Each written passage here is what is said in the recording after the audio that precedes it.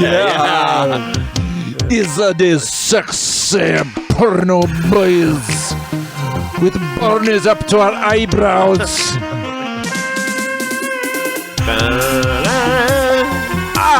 Yes. Sexy. I want to suck your penis straw dry. To the worst idea of all time, season 5 episode Who Gives a Shit. We've got a special guest joining Tim Batt and Guy Montgomery today. It's me, the sexiest man on planet Earth. I hate this guy so much. Bad guy. He's the bad guy. I don't know where he came from. I hate him. Chris Parker is here, everybody. Rousing round of applause. Oh, Chris very Parker. handsome. Our Leaving. first guest for the season. Thanks so much for joining us, Chris. Thanks for playing the porn. Thanks for letting me watch it in between the two of you. Hey, you got to stay safe. And there's no safer space to watch a porno than in between a couple of veterans. It's not like, yeah, it really did have that vibe of just like, sit down, you're right, we'll put you right in front of the screen. And me and Tim, mate, we got your back the whole way long, mate. And if at any point you need to tap out, just let us know. We can go get some fresh air, get some water. It's actually a lot. It's a lot to handle. Did you feel safe? No, yeah. You were presenting a very unsafe energy. You have I a chaotic. You had a really chaotic vibe.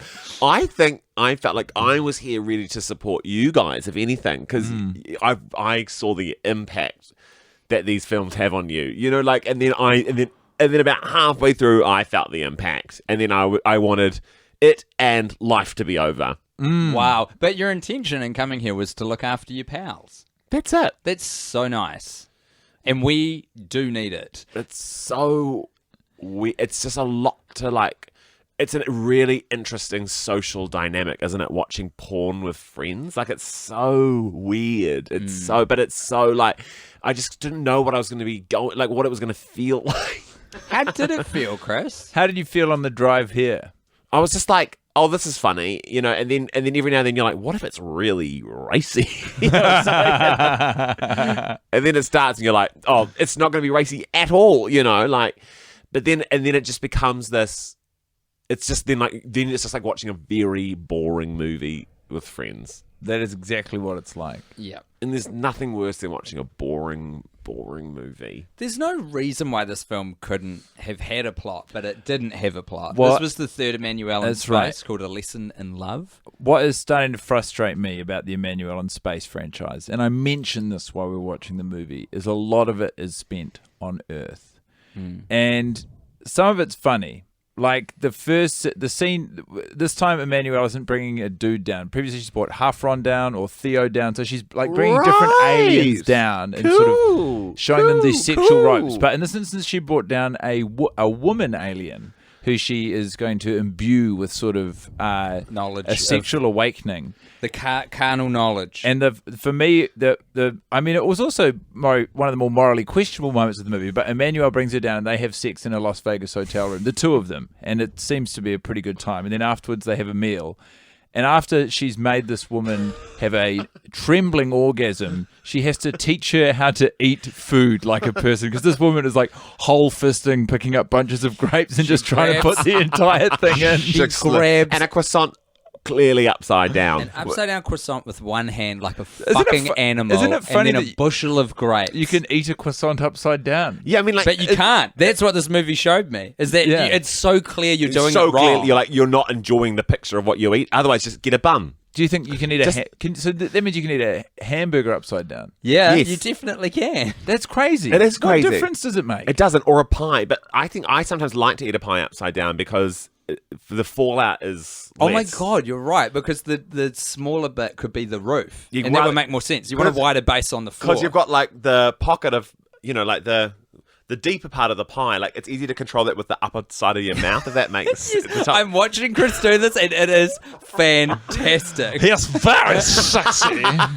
Whereas when it's the heavy part, when the bigger part of the pie and the lower part of your mouth, it's hard to navigate because that bottom part of your jaw is. But they don't. The pastry lid is not always on tight enough. Our mouths go flatter base on the floor and then and like a narrower roof. So you do have to flip the pie upside down. That's why hamburgers can be the wrong way up, because they are designed like that. Stop eating food upside down more. It's do crazy. it. Wow, this movie's really turned a corner fast. Yeah. Because we've gone from ragging on it To being inspired. Mind you, I was raging on it, raging boner in it. I want to fuck this movie. No.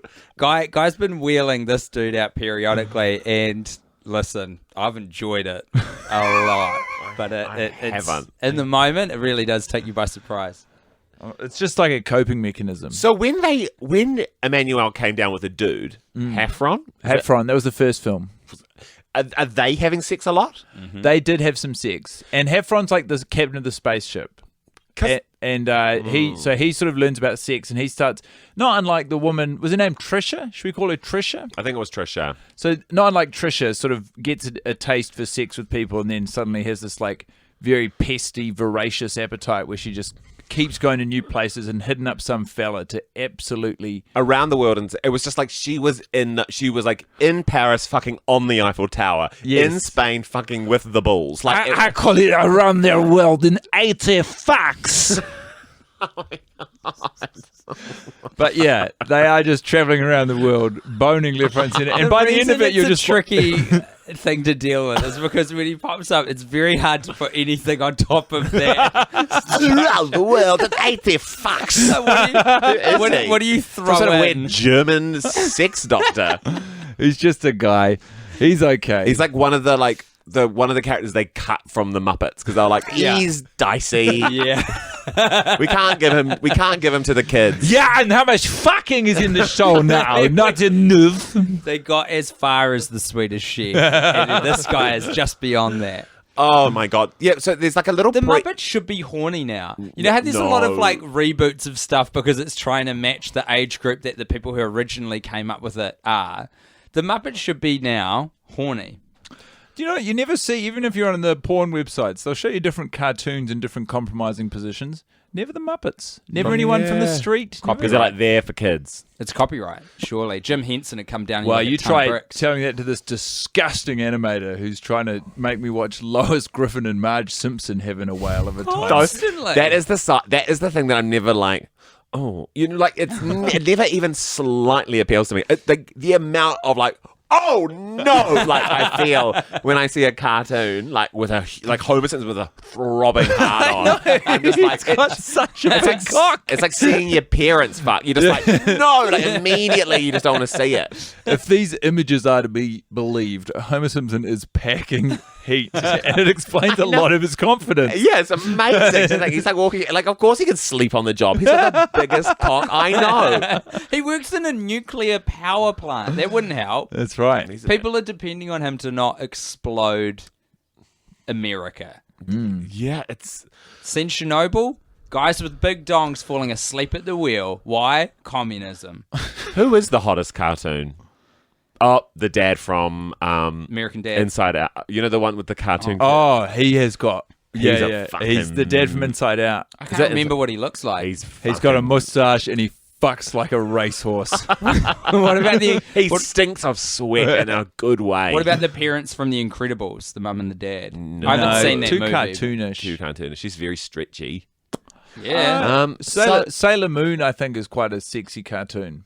Yes. I don't think of Sailor Moon as sexy. I haven't spent enough time with the show, but I feel like she takes up space in the world as like a sexy I think it has, animated character. It's been intentionally gone in that direction, Which but is- it's gross because it's probably, if you look at canon, too young. But they like her because of the short skirts, right? The lads like her for the short skirts, which is something that definitely was alarming for me watching this whole film. Well, like what it raised in my mind was like the thing that is traditionally pitched sexy to me is like repulsive. You know, like there's yes. nothing that turns me off more than like red roses and candles and like that kind of like and sort of like a lipstick thrown on a glass plate. Yeah, I know. It fucks me off when, someone tries to seduce me and I walk into a room and I can barely move for lipstick on a glass plate.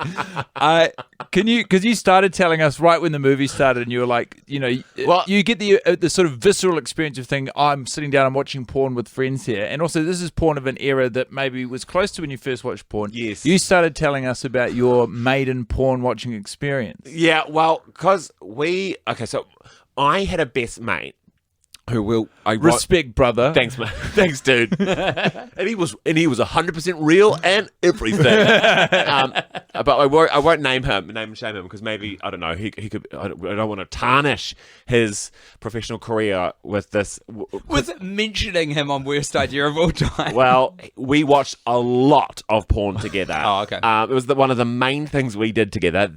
That and just kind of hang out as friends. But he was a straight dude who, in hindsight, very non-judgmental about clearly his struggling best friend who was like kind of not getting into it.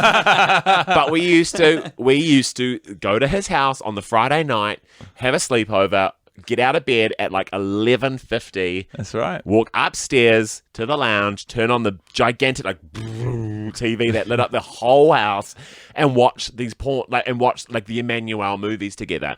But then we discovered DVDs. He was old enough to, and he went on a very famous trip to the Gold Coast with I think his stepdad, and they went to a CD or DVD shop, and he bought. He came back and he's like, "My God, my friend, have I got some treasures for you?" And he's like, "I bought some DVD porns," and I was like, "Holy smokes!" That is on demand. You can put those on when you want. Such an escalation of intensity. Yeah. If I'm imagining the step up in the sort of like hardcore level of pornography, you've gone from just sneaking a glance at a nipple on Sky One after midnight to your mate coming back from the Gold Coast laden with pornographic DVDs. I'm so scared for you right now. It was so confusing. It was still very much of a similar rating of porn. It wasn't any of that kind of stuff. But it was like, oh God, it's all colliding, all the things we used to watch them because he moved house, so we were the sort of setting had changed, and now we were watching them in his garage. Oh, where he slept, very cool. Yeah, cool to sleep. The garage is my man cave. He got up to all sorts of trouble in the garage, and I remember lying on his camp stretcher, watching them on this TV, but it was like this is such an iconic teenage boy set. Yeah, and he had an iRobot. Do you remember you could kind of buy robot toys and they almost did what you asked them. Yeah, and that was kind of in the corner, and then lots of just rollerblades randomly around, and then. This is all his stuff. This is just stuff that's incidentally in the garage. It was like he never fully converted it, so it'd be bed thing, rollerblades, and a rake. Just until you got to rake, I was going to describe this dude as the most zeitgeisty person. He was on the pulse. And then this style of porn was it was following what I think was a fake rock group going on tour, and it was called Groupies, and it was all about groupies being it was really dodgy shit. Yeah. But the main thrust of it was the rock stars throwing shaved ham. Shaved ham at the woman's boobs and making a jam sandwich and putting jam on it. I hate food play. I know. I don't want to kink shame, but all these softcore pornographies and their food play is so rad. And I remember just being gross. And I remember being 13 or 14, just being and even younger, probably 12. And you want to be nice to your mate or whatever. But even at that age, can you do the noise you made before you said nice? Yeah. Nice. And it's hard because you just want to be I was just are they making a sandwich? Why are they making a sandwich? Why are they into it? Who's into this? Is this nice for the guys to be take that ham? So... Who's this for? And then I think it's just permanently, burnt and rotted a part of my brain, because it's just I'll never forget it. But anyway, there was a promise of food play in this, and I immediately sort of felt myself be not again. It was chocolate strawberries, right? and it was like they barely dipped it in. Yeah. And it was the worst, because I like a chocolate dipped strawberry if it's a hard coated, like, it dries when you remove tempers, it. and you get a crack. Whereas, and that could be a little sexy, maybe, like when the models bite on the magnums. Scarcomat. It's actually, that was Moritz, which was yeah. a Magnum equivalent. Moritz, please, your pronunciation. Moritz. It was it's like a glamour ice cream, like a luxury ice cream on a stick. Yeah, and you bite it and be like, and it would shatter. The ad was a man and a woman playing chess, and the woman was in a negligee, and she beats the man and says checkmate in some Eastern European language, and then bites an ice cream. It's hot. And then crazy to be playing chess hot. and eating ice cream at the same time. In a negligee, obviously while preparing to fuck this guy. Because for me, ice creams aren't very sexy. It's like, have a little sweetie treaty. Yeah. It's more kiddie kind of fun. Like, oh, I want a little ice cream. Oh, no, you can make ice cream attractive. Shove it up your asshole. That's right. You've got it. You've got the guy. The guy. Have you met my brother, second horniest man? I love to shove the Moritz up my asshole. And I eat the stick out of his mouth, and then we both fuck this same kangaroo We in are one of brothers, its but three. we love to fuck each other. Kangaroos have 3 vaginas for 3 brothers. I don't know about all this, to be honest. Don't know about it.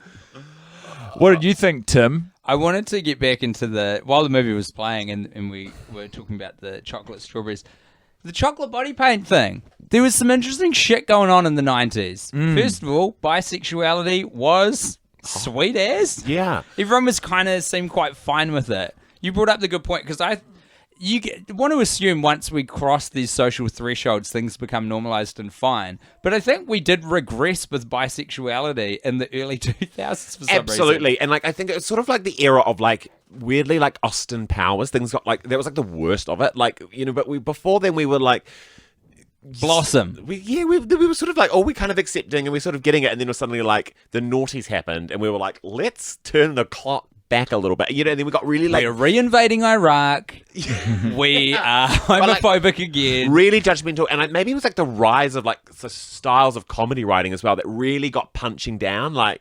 And then we then it was unpacking all that work again.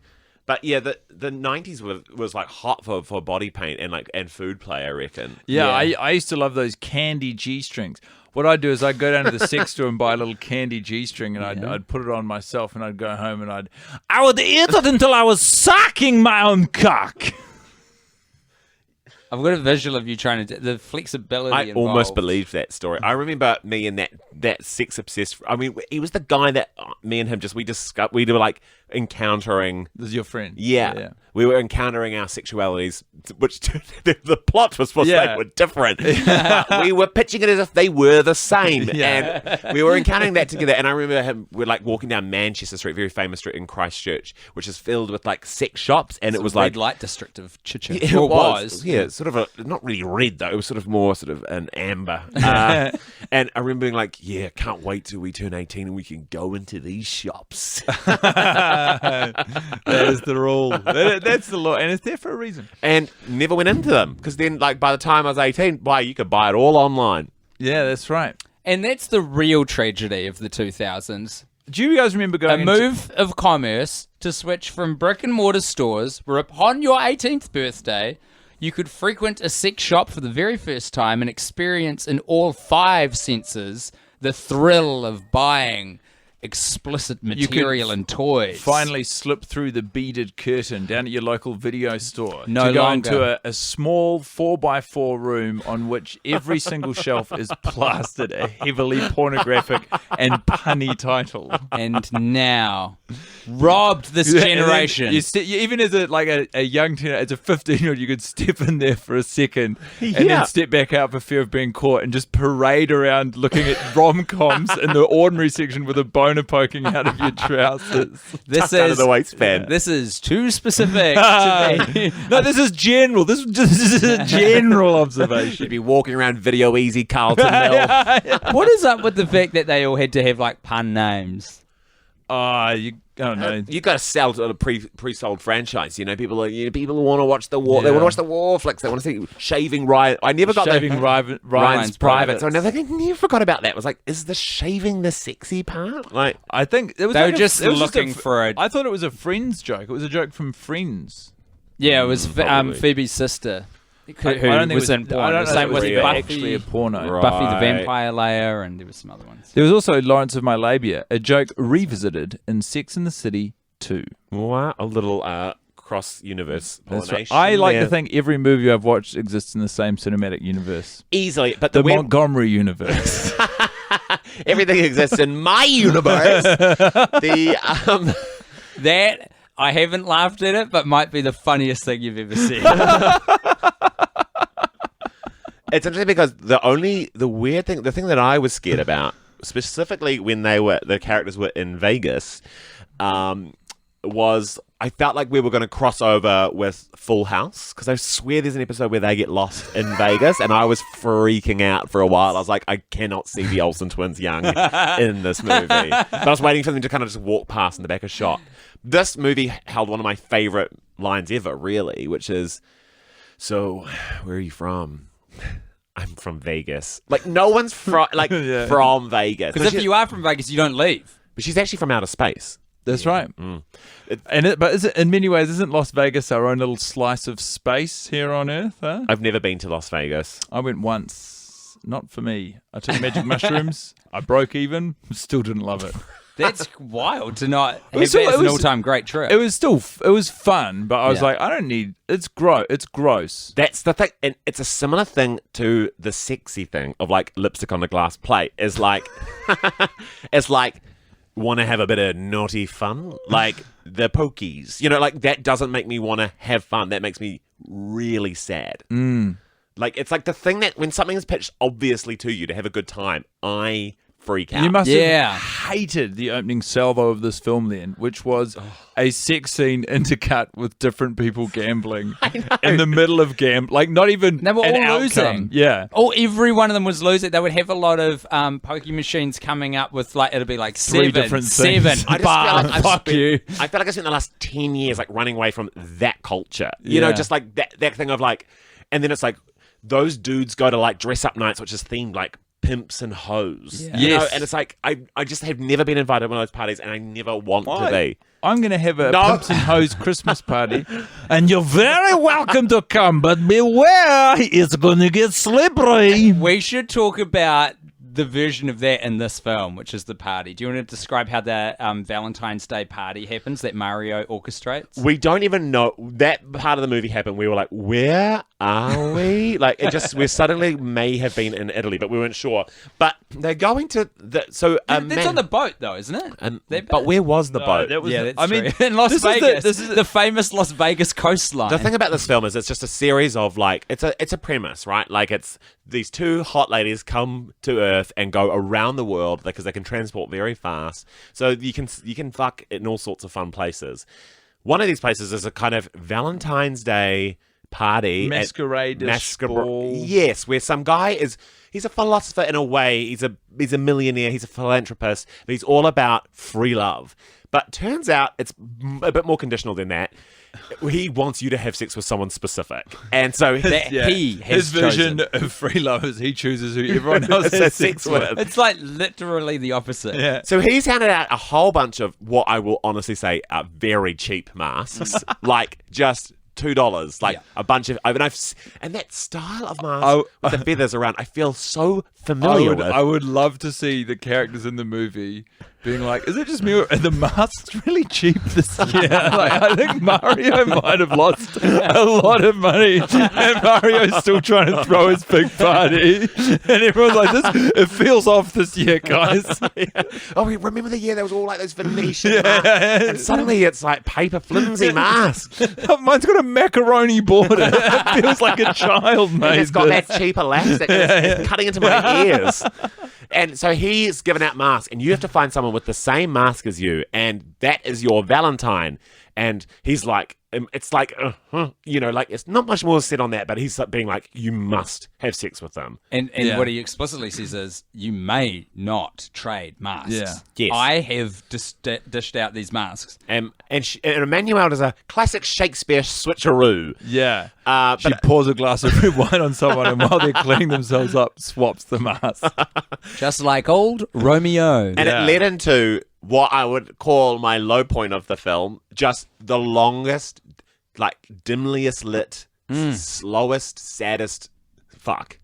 But there was a pour of this. It had a bit of food play because there was a promise of food play in this whole film, and it didn't really happen. And then suddenly it was like he was pouring bubbles. I'm not going to say it's champagne because if the quality of the mask was anything to go by, he's cutting costs. You can't call them masks unless they're from the mask region. Yes, exactly. So it's traditional. So the face ornaments it's face are cover off. traditional. yeah. The sparkling white is on. He pours a bit of sparkling grape juice into like the crevice of her back, which is just crazy. Meanwhile, the cameraman or the camera person is literally running around them in circles, pointing their camera on the action. They keep doing it. It makes me so ill because not only do they have these constantly rotating shots of the sex scenes, they will intercut it with a constantly rotating shot of the spaceship and then a child's carousel ride going at full tilt with the fucking sound. I was waiting for him to cut to like Sugar Babe singing Round Round, and also like swinging around. It's just like everything was rotating and all in different ways. You just feel so dizzy. The problem with this film, what made it so excruciatingly boring and really sort of hard to key into, is just like it felt like there was exactly the same amount of time given to the exposition or the dialogue and then also the sex scenes, but there was no oomph to either of them. Like the dialogue was all very pedestrian and they had no story to further, and then the sex scenes were also there was one sex scene that was quite good when the Trisha after she's just been fucking pesting all around the world. She goes to Spain and she pests in a changing room. She pests a matador. I loved and that was really like you guys were very. I was sort of coming in and out of the world at that point, but you guys were very like. It was hot. It was beautifully set up and constructed, and so well lit. The sexual dynamic was really clear and strong. And they changed roles as well, which was kind of sexy. My biggest critique of that is that they should have used a daylight temperature on that light instead of a cold. It was very cold. It was very coldly lit, and it was not doing wonders for his butt. You both criticised they put a towel down as well. Well, he didn't put a towel down. He lay his matador cape down, which I think was supposed to be a very romantic, sexy gesture, but just kind of screamed of being like, ooh, and something to mop up afterwards, which was just not nice. When you articulated it, it was so good because it was like, I feel that this is yuck and I don't know why. And it was like a little bib for your bottom. What they're going for is like shag pile rug, fuck by a fire, but what it read in the moment was, as you said, discharge is going to happen. God, he would be exhausted. That's right. He's just been running around with a bull. Yeah. And suddenly he walks back. He's like, I need to take my shirt off because I'm so hot. Like it's the middle of summer in Spain. And he's like, right to my cold office where I loved his office. It was kind of an office, even though it was kind of backstage of the Matador Arena. And he had like a big desk where I imagine he does his taxes and his paperwork. And he's got a sculpture of a bull he looks at on the desk. And it was just like amazing. And so he's just like clocking off, like I'm done for the day. The crowds loved the bull stuff. Again. And like he did a tight 10 or whatever. And he's just like feeling really confident. And then this woman there who's just like, nice. I don't even they chat. He's just like, what are you doing here? And then away they go. This is what shits me, and this is where I feel similarly to you about like this is the example you gave, so return about the lipstick on a glass plate thing.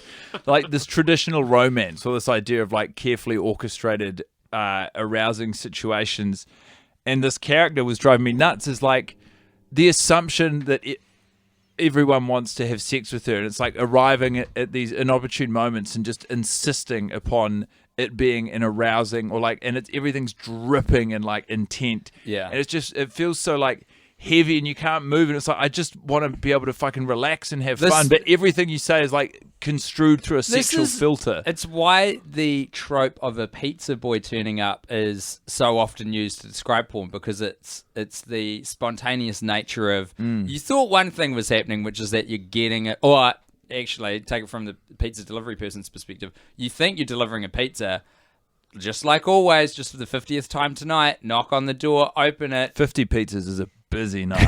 It's a lot in one night, isn't it? Isn't that a lot? Yeah, 50 pizzas. This guy's knackered. He's knocking on 50 the last doors. thing he wants is to lie down in someone else's bed. He's like, I've got 35 more pizzas Holy in my car, and They I'm are going to getting- get fired. They're getting colder by the second. And the next one is on the literally other end of town. They're individual orders as well. Yeah, no God. one's ordered 2 pizzas. No, he's got 50 houses to go to. We've got to talk about the fucking hot, muscly man. Oh, yeah. Was he there? It was the first one that It was an Trisha had array of buff bodies. Like it was, and this is the thing that was really like interesting. And at a point where I was like, it's like this film is made for one gay man, 2 straight men. Like this is like the perfect combo to watch this film because, and it kind of goes down to the initial premise, which is why I'm interested about the idea of like other films being Emmanuelle and a man going down because then he might be having sex with more women and you might see some more different types. But this is like you're only seeing the same 2 women have sex with all these other guys. So it's very like It's true. female led and like the woman is having like she's getting all these different types of male bodies and so like and they really seemed in control of it a bit more. Which, They're not different types of. They're different men. But They're not it's the different- same, it's the same body type. It is the same body type, but they were on a slider though. Of how That- ripped they were That all. first guy was incredible. Yeah, looking. he's like I've never seen so many muscles on because they were all in proportion with each other. Like Well- they were all quite big, but not. I don't like that kind of grotesque bodybuilder, Yeah, bulgy thing. He walked that fine line between, like he had such clearly and perfectly defined muscles, but all within. I mean, this is probably an offensive thing to say, but within taste. Like none of them were sort of exploding with veins. no, there was no. The Matador was probably the beefiest boy, but fuck, I mean that suits his job, you know. Whereas there was like the bellboy at the hotel in Vegas. I reckon if I was a matador, I'd almost want my exact body. I think too much muscle, you're too top heavy. You know, you're not as you want to zip around the lithe ball. or agile. You've got- You want to be able to like bend around. I'm imagining the ball coming at me, and I like bend my whole body around it. You're kind of like looping like Elastic Girl. Yeah. Jumping over the I guess he's sort of like wants to grab the bull by the horns and sort of fling it away. I think if he like was off balance ever so slightly, he's so top heavy that he would fall down, and then the bull just has to round the corner, come back, and impale him with one of his horns. Bulls not famously good corner turners though. No, They're that's really right. good in a straight line. They'll go like stink.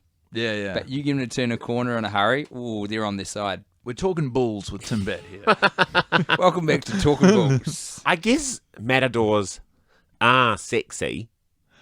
Like, Yeah. I was surprised. I was like, when we got to the Matador arena, I was like, yeah. Yeah, I think the Of all the jobs. Yeah. The ethics are questionable now, but the idea of a traditional matador, like you imagine at the height of, that being, I mean, it's still a huge part of the culture in Spain, but like the idea of that is very sexy because you're watching someone in mortal peril. Yeah. They survive, and it's like, The less Through sexy their of them skill. all, Through nothing but their skill. when they're in Paris and she fucks a guy who can barely paint a picture. Oh, Yeah. it's a And he had a horrible picture. grotty apartment. She's like, I love your apartment. And it was so kind of beige and Yeah, hideous. and he was painting a very he was sitting by himself with a canvas and an easel next to a merry-go-round in a public park, painting a photo of someone else's child flying a kite. And this alien shows up and says, "Fuck me," and he says, "Okay." But he did have, like, he had some champagne just like on ice back at his apartment, which was, I mean, I kind of get the contract slightly because it is like very reminiscent of like Grindr hookups where you just like are like, we are engaging in sexual intercourse, like that is, but there's like even engaging into the app, like you're like, that's up top, like the Yeah. contract here. Whereas Well, I is this guess like straight people cruising? Because this is in a park? I guess so, but you're just like, the situation is like, he's just like so horny already. He But to even asks just have her sex on as the well. mind. As forward as she is through this entire movie, he says, I hope this isn't too forward, but my apartment is nearby. Yes. This is actually all circling back to a point that you kind of raised, which I think, like, so there's the thing about the forced eroticism or the forced mood that irks you, and also me, and then also it's like the idea, like, watching these pornos and then watch it as I grew older and watch a wider variety of porn apart from just softcore Emmanuelle porns, but like remembering the idea that everyone is horny all the time and that the first thing you do when you're really horny if you wind up with a woman is like spend 45 minutes fondling her breasts. It's like it's the same point that you made, which is like it's really unbecoming. It's also quite confusing because then when you actually do start having sexual experiences, it's not like it doesn't come up in any way or shape or form the way that it's presented. I know, and that's because I've had sex with the ladies and the men, you know, and when I was having sex with the ladies, it was like that was definitely in my mind. It was like it needs to be this like I need to light a candle and I need to like throw a million beads around the banister of my bed and like all not unlike the Emmanuelle films. At one point they'd strewn beads all around this four-poster bed and the man was running around with the camera to film it and they were spinning the beads as well because the beads were all rocking back and forth. I don't think the camera person moved in that one because the bed was spinning out. The bed was literally and you could because I was like, no, they're just moving the camera perspective. We're like, no, look at the beads, and by centripetal force you could see them being shifted around. And but then when I got to started having sex with men, like it was like I had like liberated that idea of it having to be so like, you know, and it became like fun and exhilarating and like and sort of fast or like you know and you know with shame and guilt and all you know. And shout out to all our Catholic listeners. And it's thrilling, you know, and like it could be way more fun, which is like you know.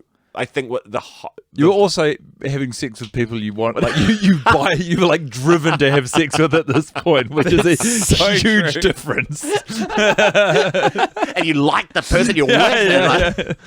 But no, it's like I don't know. I feel like there could be thrill in these. If I was to give any notes, you know, it's just like pace it up, and you know, have a quick fuck, you know, because there's that great moment because she's been to Paris and Spain or whatever, and I was like, where next? Where is obviously another iconic landmark, Hollywood. And so she has sex with a Hollywood director who's making just a sort of film about two people who want to kill each other on the side of the road, and in front of like a demented Pee Wee Herman set. It was so weird. There was some weird backdrops. And then they are kind of going to have this like quickie like on like you're exhausted of the idea of sex in the movie by then, but it is on site the most titillating scene because except that it's in broad, it's one piece. And that's what's fun about it. It is a change of environment. Like every other scene's been shot like in silhouette, really exactly the same pace, exactly the same setup. You're like, we get it. You like long, languid sexual experiences. But this might be like the sort of, because I think a lot of like gay porn and stuff is like, you know, quickies and like, or like just doing it in public or whatever. Quickies, the digestive proper quickies. Quickies. They put a quick food play. It's like digestion pills. But then like, yeah, I was excited to be like, oh, they're going to have sex really fast on this couch or something. Or maybe I just wanted the movie to be over. Yeah. But then again, it was just like really slow and just like all about the nipples and a lot of belly button play. Yes. A lot of licking. Of the belly button. Tonguing. And the guys, apparently in the film, the guys love it. Like they just love having their belly button eaten out. That's right. There's nothing quite like having your lint removed by the tongue of another. And then she exchanges it into his mouth. We've got I'm gonna throw up. We've got some segments that we need to race through, and the first one is actually hosted by me as the boner inspector. Oh my God. How did this guy... Okay, I'll inspect myself. Yes, still got a big boner. I've had a boner since I was 16. I can't get rid of it is why I'm so confused. It's a difficult position to get. There's a lot of hoops to jump through. There's a lot of internal politics. I don't know how this man ascended to the boner inspector. You'd want it to be a more supportive, like sort of... I'm safe! And so is his brother who he likes to fuck. No boner for me, and I was hoping for one just to be like, oh, he's still got a bit in the old horse, you know, like so I was hoping, but this was the furthest I've been from here. This felt so unerotic. You were full linguini, I was, as they say in the film. She asks one of the bellboys to make her his famous linguini, which we immediately assumed is when he fucks her with a flaccid cock. A full linguini. It's a really funny name.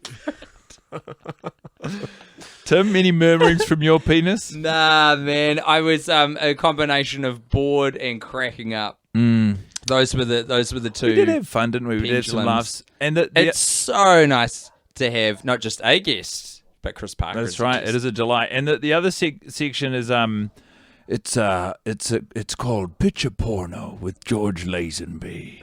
Oh, who's he? I'm sorry, it's so hot in here. So eh? hot. It's But it's- stinking It is hot, yeah. very hot in here. I don't have much time before I pass out from dehydration. George, the guy from the planes in the first films? Yeah. You Yes. got it. Great. Also, one-time James Bond star, and will not let it go. And the world's greatest listener. The world's greatest listener, that's right. We got to pitch him a porno. Me. George Lazenby. Yes. It's obviously called Lipstick on a Glass Plate. Oh, you into it? And it's a series of it's a series of really quick funs actually, because everyone is so scared about being caught that they've got to get it done I'm fast. listening. And Are they all in one room? it's all in one room. Okay. You want that? I'm just asking. The way that you pitched it, I mean, it could be anywhere, but if you wanted them all in one room, So far, you've just described the idea of a lot of people having sex in a rush. it's in the morning rush. It's before work, and everyone's like, they haven't had sex with their partners for like 6 months, and they're like, this morning. Why do all of these people live together? It's an apartment building, and there's a whole bunch of like young yo pros, and they're in their committed relationships, and they're all got to have sex, but they're just like, let's just do it this morning, otherwise we're never going to get to do it. So they just quickly have sex. And before they leave, the wife is like, I've got to go to work, and she puts her lipstick on and throws it on the glass plate, and that's the last final frame. So we zoom out. I like it. Okay, thank you, Thank you. Tim. Awesome. Green lighting it. It's like Quibi. How can it go wrong? You know, people want bite-sized scenes. It's exactly like Quibi. Why didn't they make porn on Quibi? They absolutely. That should have been the pivot. That's the platform. They had invested. Yeah. I think It was millions built at for it least. because it's also to watch on the phone in these small little videos, like the length of a porn. Porn. You're like, it's a 7-minute. What is a 7-minute? What is something you What consume on your genre phone? movie do I want What in lasts 7 minutes on my phone? 7 minutes, Those- no more. Fucking dumb assholes were so close. Katzenberg, if you're listening. You were so fucking close, and you spent so much money Because building the infrastructure. I reckon we should absolutely put porn on Netflix. Like, I just think Yes! it's the absolute way to go. Because Yes. also you could have the logins, because there's like different logins, right? So you could just have you need to be 18 to get into this part of Netflix. And then, Kids never can figure that stuff out. do it like but it's fine, because then it's also being paid and it's being curated by Netflix up top. Exactly. So at least at least the parents are like, well, I mean, they're clear. I can see from the history they've been watching a lot of porn, but at least it's good stuff. they're not going to whatever to like grubby porn sites and seeing real aggressive, horrible stuff that's planting bad seeds in their head. But then you get to pay for your porn is the important that's part. also So you very get, true. and you're not like, your dad's like going through your taxes and like, what's cocky boys? It's you don't get that. It's just like, Your subscription. that's Chris's Netflix account. Why the fuck aren't they doing Can we this? circle Chris, back you're to so that right. anecdote where your dad is going through your taxes and notices that you've... Listen, my dad does my taxes, And is a huge fan of our show. and I've subscribed to like a couple of OnlyFans accounts in my time, but I have to go through my taxes before I give them to my dad, thus negating the point that my dad helps me with my taxes anyway, to scrub out the OnlyFans titles inside of those, because I'm trying to pay for more porn. But Good on you. But you do what you can. How would the conversation go, do you think, if you... Are you just It would so go, fearful? what's OnlyFans? It's an online website subscription. You like athletes, don't you, Dad? These guys aren't athletes. Could you... I mean, you couldn't have that conversation with your dad? Would you have that conversation with your dad? If he was doing my taxes and stuff and I was like, oh, God, all right, fine. Really? Yeah, actually, do you know what? I would. What about you, I would. Captain Underpants? It's I would, but it would just be... I'd just be like, don't worry about it. It's just, you pay to see naked photos of people. I brought this mentality to my drug use as well. My folks are... You're better to say it's porn, then you pay to see naked photos. That is way sadder. That is so sad. Photos.